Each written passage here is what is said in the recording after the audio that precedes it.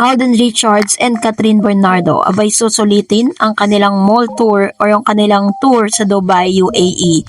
But before that, if you haven't subscribed yet to my YouTube channel, please don't forget to like, share, and subscribe at hit mo na rin ang notification bell for more showbiz updates. Bago tayo mag-umpisa sa ating updates for today's video, ay nais ko po muna magpasalamat of course sa lahat ng mga legit na nagmamahal, sumusubaybay sa lahat ng mga legit na lagi pong nanonood at sumusubaybay at nagtitiwala of course sa ating pong channel. And for today's video ay congratulate po natin si Catherine Bernardo and Alden Richards and the rest of the team sapagkat sila po ay naka $5,307,448. So dollar po yan ha.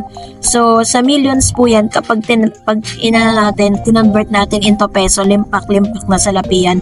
Billion po yan, no? Grabe po, biggest Filipino film in North America. Grabe.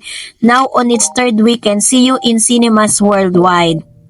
So, nung opening po is nasa 900, second week 1,500 and the third week 450 cinemas worldwide dahil dito po sa Pilipinas kasi parang isang sinihan na lang per mall kasi nga may mga cinemas or other movies po na kinikater na rin ng ilan sa mga malls dito sa Pilipinas kaya medyo na downgrade na or medyo nabawasan na po yung mga sinihan na bukas dito sa Pinas pero mas marami sa ibang bansa. And eto na dahil ilan sa mga kaganapan nito sa Dubai, UAE kung saan kasama nila si Mama Ten at ang grupo, ang glam team ni Mr. Alden Richards kasama niya si Mama Ten, maging si Mami Min at saka po si Lay Sam. Nandito rin po yung si Nate, si Mr. Nate Gonzaga na isa sa mga talagang fan nitong si Mr. Alden Richards. So nakita natin kung paano po sila sinalubong ng mga Pilipino dito po sa Dubai. At ngayong araw nga ay dalawang mall tours po yung pupuntahan nila. November 30 today. And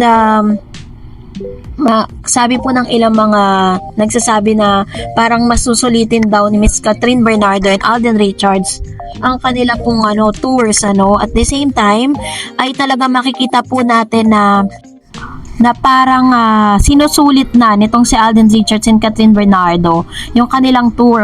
Sabi nga po sa isang balita that Alden Richards and Catherine Bernardo in Dubai for Hello Love Again special screening.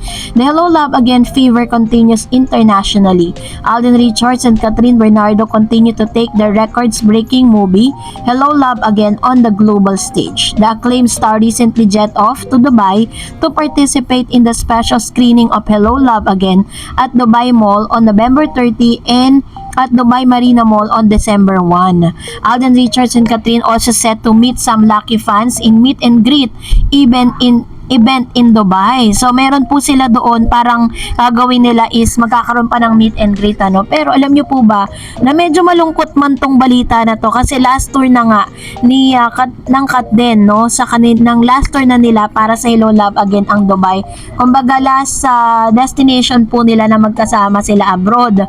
And this time sinasabi tuloy medyo malungkot po to sa part nating lahat dahil syempre gusto natin lagi sila magkasama pero may mga bulong-bulungan na pagkatapos nga ng napaka-successful na movie na ito ay I think na magkakaroon po ng engranding bakasyon at mukhang beach ang destination nitong si Miss Catherine at Alden Richards. Ito po yung kanilang announcement, panoorin natin.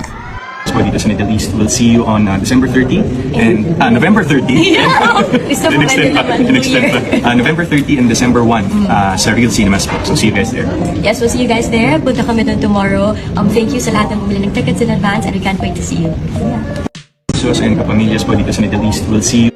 So napansin natin sa kanyang interview na talagang nagbabakil pa itong si Mr. Alden Richards habang siya po ay nag-iimbita para sa lahat ng mga OFW sa Dubai na samahan po sila para po sa dalawang mall screening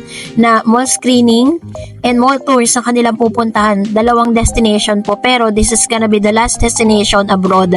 So antayin po natin yung kanilang magiging engranding bakasyon pagkatapos nga ng tagumpay nito pong nasabing Hello Love Again. So this time talagang sinusulit na po nila at mukhang may pupuntahan pa silang mas magagandang mga tanawin or magagandang puntahan dito po sa lugar ng Dubai.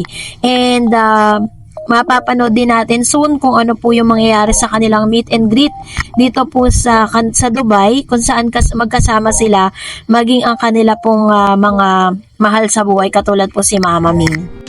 And now, narito naman ang ilan sa mga komento at reaction po ninyo patungkol naman sa ating latest updates.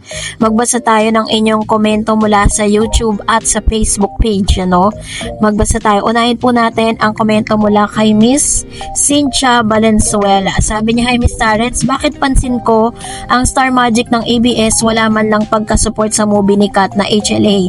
Di tulad ng Sparkle ng GMA, nakakailang pa black screening na bukod pa sa GMA News Anchor. Just saying, thanks Miss Dareds Kat din." Ayan, so mamaya po kasagutin natin lahat yan, kasi kahit ako nagtataka bakit ganun. So, sabi ni Miss Nancy Gatchalian, "Hi Dareds, salamat sa mga updates mo. Sabi dito sa Singapore, may meet and greet din sila, Kat din. Pagising ko, Kat din, updates na agad ang check ko. During the day, habang may trabaho, naka-airpods ako, nakikinig pa din ako ng updates mo. Tapos bago ako matulog, updates pa din ng Kat din. Hindi kompleto yung araw ko kapag di ko nakakapakinig ng updates tungkol sa kanila, saka yung mga ayuda nila, nakaka-inspired magtrabaho. Sana makita ko silang dalawa, OFW din, DH sa Singapore." Ayan, thank you Ma'am Nancy ha. Grabe, ganun katindi. Yun yung effect na nabibigay po ni Catherine at ni Alden po sa lahat po ng mga OFW, diba? Kasi parang yun yung nagiging pahinga nyo Yun yung nagiging inspirasyon, diba? Lalo na po nung nagsalita si Miss Catherine Bernardo sa kanila pong interview, diba? Nga parang naiyak siya for the life of those OFW na nagsasacrifice para sa kanilang mga pamilya. Kasi niyakap niya yung kanyang character doon, kaya talagang naluha siya nung nakita niya kung gaano kahirap. Sabi ni Ma'am si Belinda, May 26 daw naging sila, pero confirmation pa din yan. Sabi ni Ma'am si Annabel Garde, "Hello Miss Tarred, so grabe ang sipag ni Alden yesterday. 9 o'clock screening ang pinuntahan niya, si Catherine nga daw ngay nagpahinga. Alam mo, si Joros lang talaga nakakaalam. Parang isa rin si Joros na may alam. Marami na ring lumalabas na mga BTS off-cam. Nung after sila mag-shoot ng HLA doon sa scene na naligo silang dalawa, may lumabas na picture na parang nasa likod ni Kat si Alden. Nahawak kamay ni Kat, parang nakahag na si Alden. Wala yun sa movie Tapos doon sa birthday ng asawa ni Derek Cathy, nandoon ang Kat din, pero nakasandal si Kat kay Alden, off-cam din yun.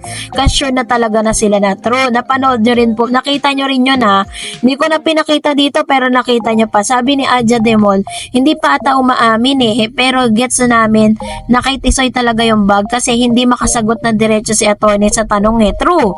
Sabi ni Miss Maribic, feel ko matagal na sila magkarelasyon, hindi sila umaamin. Sa akin, iba ang galaw nila, both they are in love to each other. King Alden, pakasal na si Princess Queen Catherine sa tamang edad na kayo. Pray and hope. Diba? Kasi kung napanood nyo po yung interview ni Alden Richards, si Catherine Bernardo, diba? Parang tinatanong lang naman siya and pwede niyang sagutin niya ng oo, hindi. Pero nilihis pa rin niya yung tanong. Matalino talaga to si Catherine. Bago daw siya umamin, maglatag muna daw ng ebidensya si MJ Felipe. Hay nako, Catherine So, that's it for today. For more videos and updates, please don't forget to like and subscribe. And please don't forget to follow my Facebook page, Dar Eds TV. God bless everyone!